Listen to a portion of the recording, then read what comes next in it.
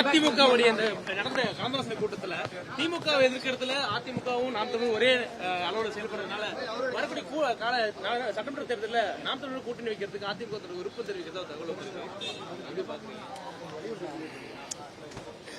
தம்பி, திமுகவை எதிர்க்கணுங்கிறது அதிமுக கோட்பாடு இல்லை, எங்க கோட்பாடு. நாங்க இனச்சாவில் பிறந்தவங்க. எனக்கு தனிப்பட்ட முறையில் நான் அங்கதான் இருந்தேன். உங்களுக்கு தெரியும், 15 வருஷத்துக்கு மேல பெரியாரிய மார்க்சிய அம்பேத்கரிய கொள்கையில பேசி வந்தவன். அதிமுகவில் இருந்தவன்.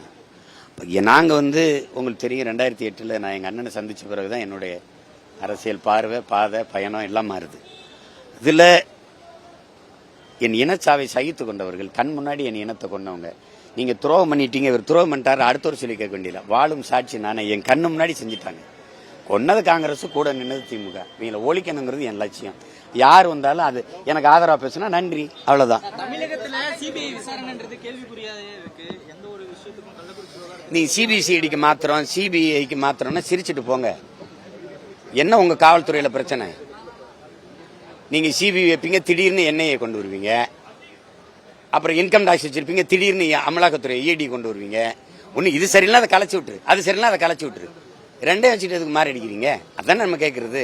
இப்ப நீங்க என்ன சிபிஐ இதுவரை சிபிஐ ஒரு 1/4 நூற்றாண்டுக்கு போமா, இல்ல ஒரு 10 ஆண்டு போகும். சிபிஐ விசாரிச்சு நேர்மையா ஒரு முடிவை சொன்ன ஒரு கொண்டு வந்த ஒரு வழக்கு சொல்லுங்க, ஒரு பிரச்சனை சொல்லுங்க. ஒன்னும் இல்லை, சிபிசிஐடி தான் கொண்டு வந்தது சொல்லுங்க.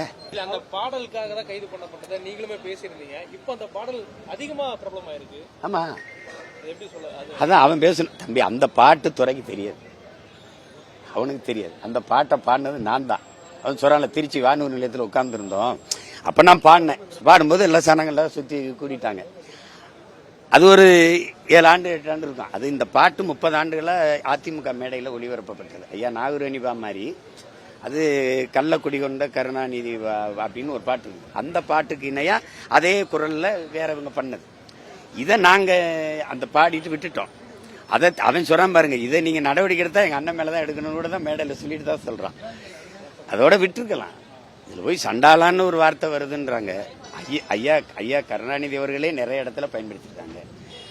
நம்ம சிற்றூர்கள் எல்லாம் புழக்கத்துல அன்றாட பயன்படுத்துற ஒரு வார்த்தை சண்டால பாவி, என்னடா அப்படி பண்ணிட்டேன்.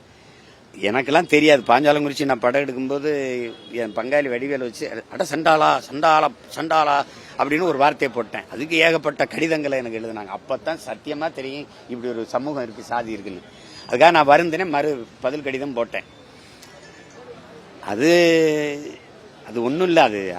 அதை சொல்றதுக்கு அவங்க எங்களை அச்சுறுத்தணும்னு நினைக்கிறாங்க, அதுக்காக அதை செய்யறாங்க. அது நாளைக்கு பத்திரிகையாளர் சந்திப்பு இருக்கு.